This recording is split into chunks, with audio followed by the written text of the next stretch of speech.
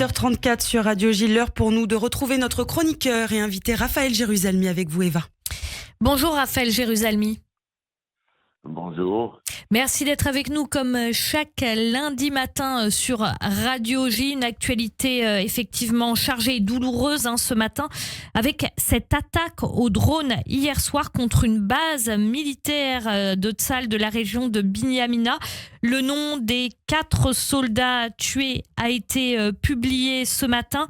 Et qu'est-ce qu'on peut dire de cette attaque, Raphaël Jérusalemi, sachant que le drone qui a explosé dans la base a réussi à échapper aux défenses anti-aériennes. Pourquoi ? Alors, il y a un échec opérationnel de la défense anti-aérienne israélienne qui doit être investigué.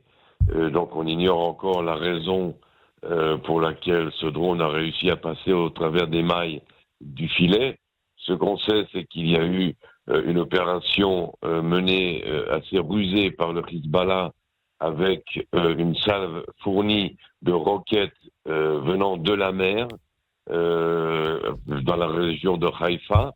Et cette salve de roquettes a servi d'écran de fumée, de couverture à un tir simultané de au moins 2 drones ultra perfectionnés de fabrication iranienne.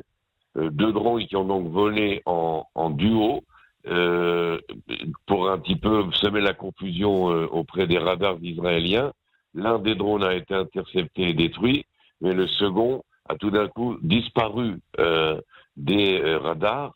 Il a volé beaucoup plus bas et a atteint la cible et par une malchance terrible est arrivé sur une cible où il y avait énormément de jeunes soldats en train de dîner, mais il y a là, bien que le Hezbollah fanfaronne ce matin sur ses capacités militaires, en fait c'est plutôt un échec du côté israélien, ce qui n'empêche pas le fait qu'il y a effectivement un véritable problème à s'occuper, à traiter de la menace des drones. C'est la nouvelle arme létale des armées et des modernes. Le Hezbollah, pire, plus dangereux que le Hamas. Souvent, on a entendu ce leitmotiv avec l'attaque au drone d'hier. Ça prouve qu'il y avait de bonnes raisons de le dire, que le Hezbollah est plus dangereux que le Hamas ? Oui, absolument. D'abord, de par la quantité, un arsenal énorme, beaucoup plus important que celui du Hamas, 10 fois plus important, en fin de compte.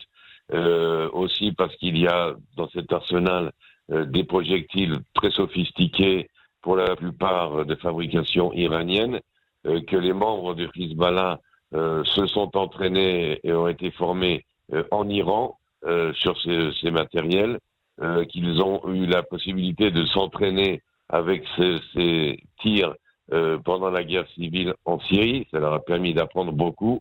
Et n'oublions pas que depuis 11 mois, bientôt donc 1 an, le Hezbollah ne cesse de tirer sur Israël. Et vous pensez bien que jour après jour, pendant 1 an, le Hezbollah a appris à étudier la défense antiaérienne israélienne, a appris à trouver les failles et s'est entraîné donc à des tirs de plus en plus précis.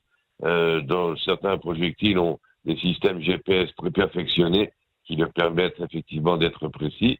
Et ils ont aussi donc appris à faire voler leurs drones très bas pour déjouer la vigilance des radars.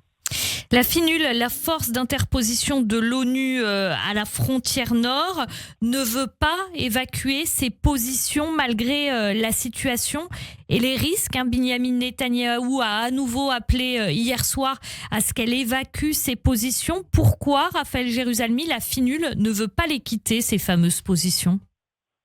Alors, il s'agit là d'une obstination des Nations Unies, dont on sait que le secrétaire général est un ennemi juré d'Israël.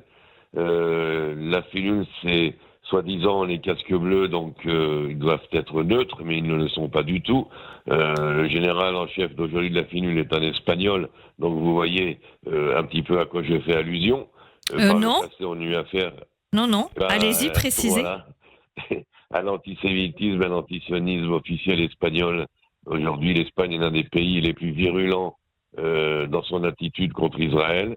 Et donc, il est évident que son général qui s'occupe de la finule aujourd'hui suit la politique du gouvernement. On a eu la même expérience avec les Irlandais. N'oublions pas que la finule ne sert à rien, ne fait rien, n'a jamais empêché le Hezbollah de se déployer alors qu'il pose des obstacles à l'offensive de Tsahal par sa seule présence. Moi, j'ai connu des commandants de la finule qui ont coopéré avec l'armée libanaise et avec Tsahal dans un seul but qui paraît évident, c'est de sauver, d'épargner la vie de leurs soldats, de leurs propres soldats, de ne pas prendre des risques. Malheureusement, c'est pas le cas aujourd'hui. Et hier, la finule s'est rendue coupable d'un très grave crime de guerre et d'assistance à personne, de non-assistance à personne en danger, en empêchant 2 tanks de Tsahal qui évacuaient des blessés de se réfugier dans une des positions de la finule alors qu'ils étaient sous des tirs de missiles anti-chars et qu'ils évacuaient des blessés. La finule a refusé d'ouvrir le portail de sa position pour assister ces soldats de Tsahal en danger et qui ont dû donc forcer le portail.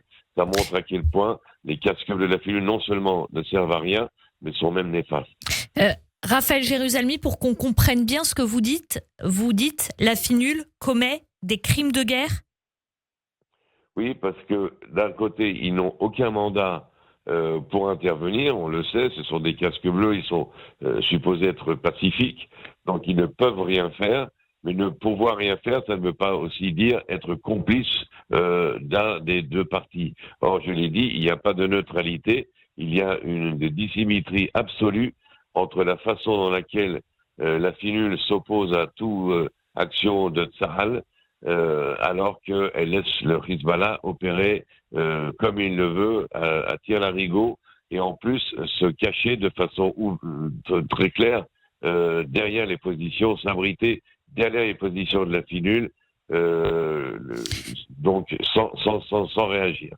Raphaël Jérusalemi, quand vous dites crime de guerre, c'est dans le sens où les soldats, je rappelle brièvement ce qui s'est passé hier, l'armée israélienne a été victime d'un tir anti-char massif. Pour évacuer les blessés, les chars ont dû reculer de quelques mètres justement vers une position de la finule. C'était, selon ça, la seule zone de repli possible pour les soldats israéliens. Et après, la finule a accusé l'armée israélienne d'avoir forcé l'une de ses positions. C'est de ça que vous parlez quand vous parlez de crimes de guerre, de non-assistance à personne en danger par rapport à ces soldats israéliens blessés? Absolument, c'est exactement de ça. Le fait que les casques bleus soient présents sur ce théâtre d'opération, en plus, mettent constamment en danger les soldats de Tsahal qui font évidemment tout le nécessaire pour éviter que des membres des casques bleus soient frappés par des tirs, etc. Et ça pose un très grave problème. Moi, personnellement, lors de la déclaration par surprise de l'opération Raisin de la colère, j'étais chargé d'appeler le chef de la finule de l'époque pour lui indiquer que nous allions mener une opération au sud-Liban et nous avions décidé de le prévenir quelques minutes avant l'offensive. Et ce que m'a répondu le chef de la finule de l'époque, c'est que lui, tous les matins, avait l'habitude de faire sa tournée en hélicoptère au-dessus des positions de la finule au sud-Liban et qu'il ne changerait pas ses habitudes, ce qui a obligé évidemment l'armée de l'air israélienne à changer ses plans et à faire extrêmement attention lors de cette offensive à l'itinéraire de l'hélicoptère de chef de la finule.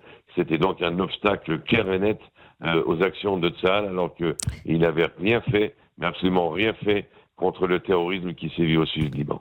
Très rapidement, Raphaël Jérusalemi, oui ou non, ce qu'a demandé Binyamin Netanyahou hier soir, à savoir à nouveau l'évacuation de la finule des positions qu'elle occupe à la frontière entre Israël et le Liban, est-ce que Binyamin Netanyahou a raison de le demander? Il a raison de le demander, mais c'est pas réaliste. Il sait bien que sa demande ne sera pas agréée. Pourquoi? Parce que les Nations Unies insistent pour rester sur le terrain. C'est leur fonds de commerce. Les casques bleus, c'est le fonds de commerce, entre autres, des Nations Unies. Ça justifie d'énormes budgets qui en sont alloués. Et pour beaucoup d'armées dans le monde, si vous regardez bien, les casques bleus sont en majorité des armées du tiers-monde.